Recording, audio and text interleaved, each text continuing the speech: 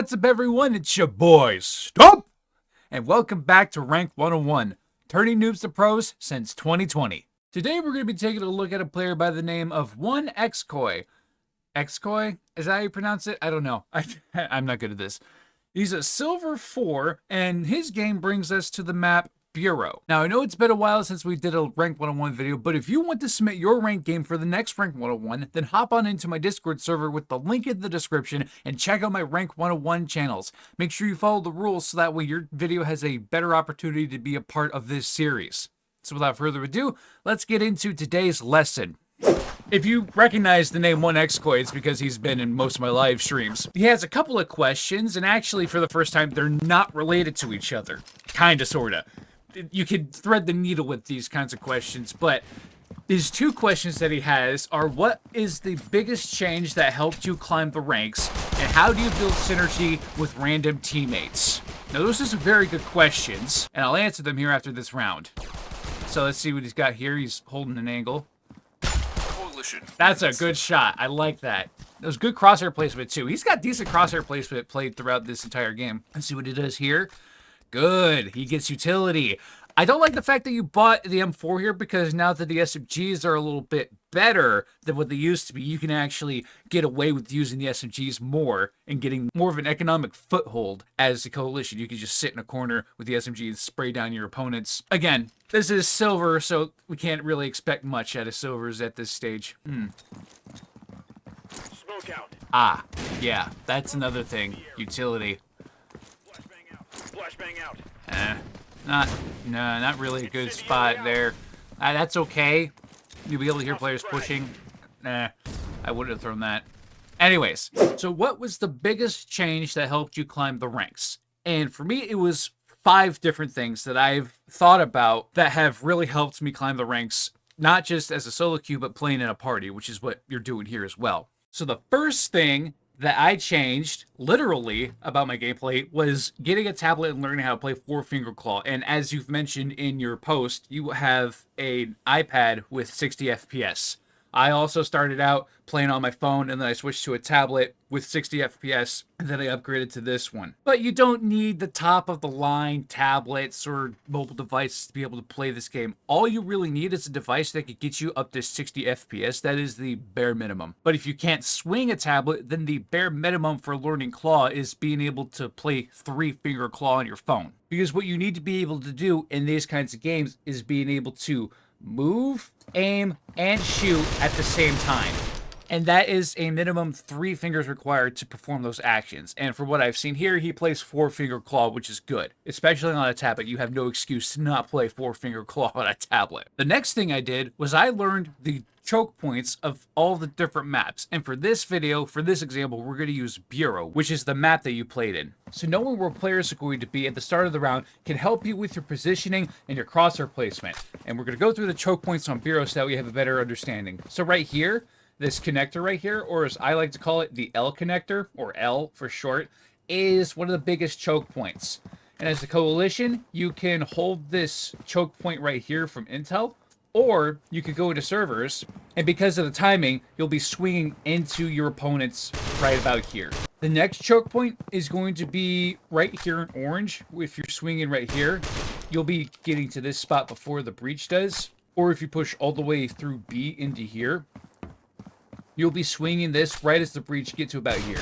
And then lastly, for the vent hall, or as it's called, archives, for whatever reason, you'll be swinging right here as the breach is getting to about this position or right about here. And not only does knowing where the choke points are can help you know where the players are going to be at the start of the round, it can also help with utility, which is the next point, is knowing where to throw the best utility.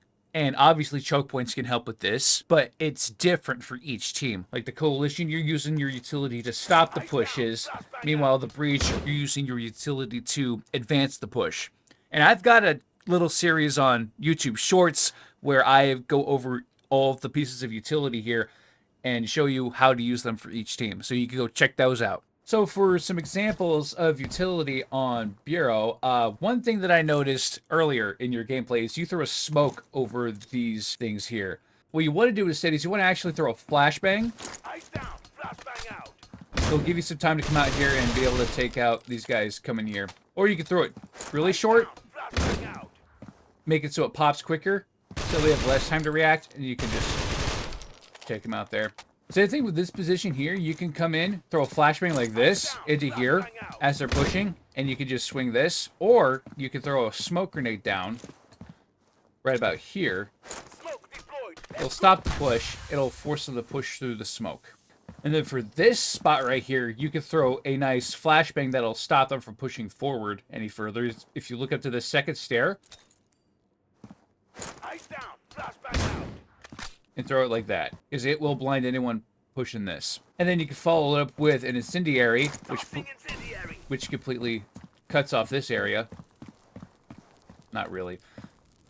The incendiary is very deceptive with how far out it is, because I'm standing on one of its burn spots and it doesn't really burn me. All right, for the Zintel spot here, for this choke point, you can throw a flashbang out here. You can throw a smoke grenade to slow the push.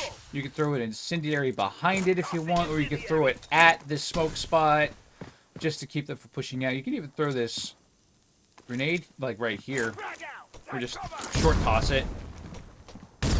And yeah, that's you have a lot of options for this position because they have to push this in order to get into A site. Now for your server's position here, the utility you could throw here is you can throw a nice cheeky flashbang over this server here. So you aim right at this, and you want to jump so you can throw it over the server. And as you can see by my trajectory here, when you're at the top of your throw, that's when you want to throw it. Flashbang out. So make sure you actually like get it through the door. Eyes down. Flashbang out. They changed the way that the utility works, and I have to make a video on how you guys can use the utility now. You can also throw an incendiary through here as well. Make it harder for them to push through, because it forces them to get a closer angle on you, and you'll be able to see them before they see you. The fourth thing that I changed is using wired headphones for sounding. Because there were a couple of times in this game where you heard the player but didn't react to them.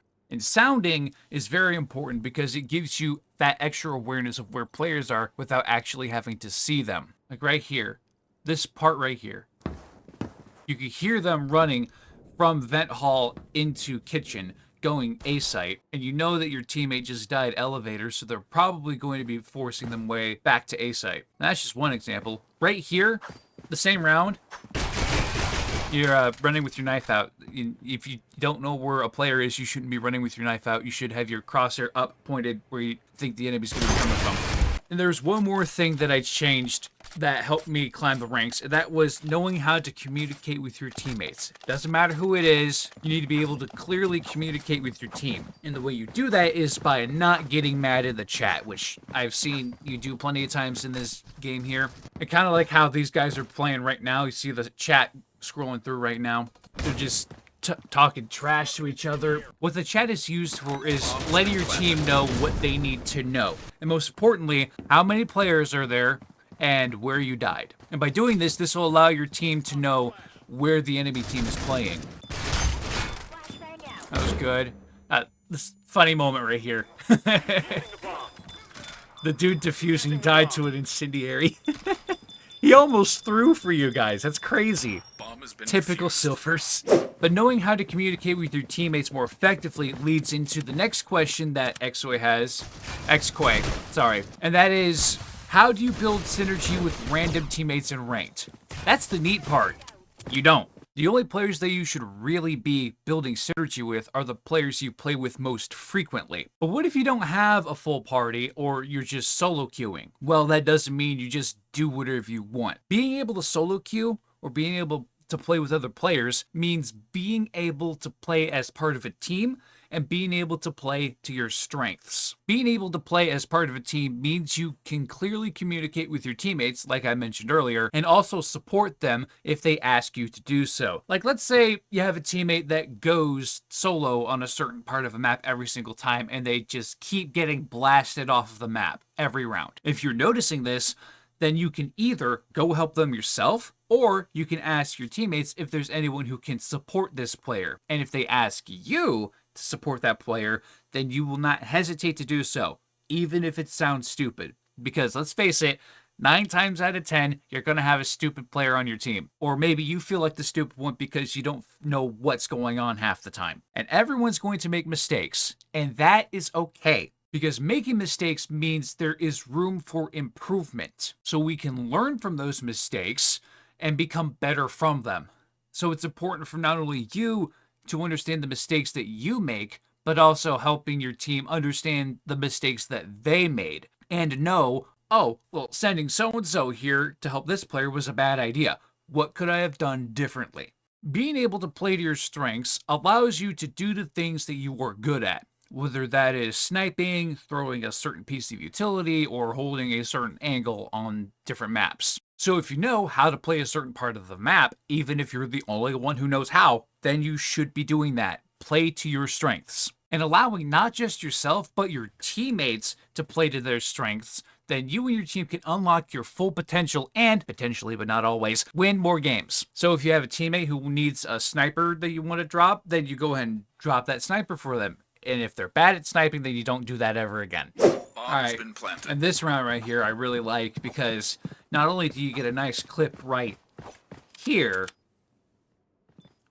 on a guy who teleported in front of you because the servers are dying, but you also drop the ratio to pick up the SG. And not a lot of players might know this, but picking up the SG in that situation is the best play you could do because the ratio limits you to just long-range engagements. Having the SG allows you to play closer, but unfortunately for you, the servers kind of screw you over there. Because having that ratio limits you to long-range combat, you won't be able to push onto the site as effectively. You'll just only be able to hold those long angles. And the breach don't have to engage you at all. They can just hide on the site and wait for the bomb to go off and you're just standing there looking stupid. But anyways, that's it for this Rank 101. Thank you all so much for watching. I hope you all learned something today. And don't forget to like the video if you enjoyed or you thought this was useful, and subscribe with notifications turned on so you don't miss the next upload or the next Rank 101 video. And don't forget to check out my Discord server with the link in the description to check out my Rank 101 channels. Thank you so much for watching, and as always, stay safe. Bye-bye.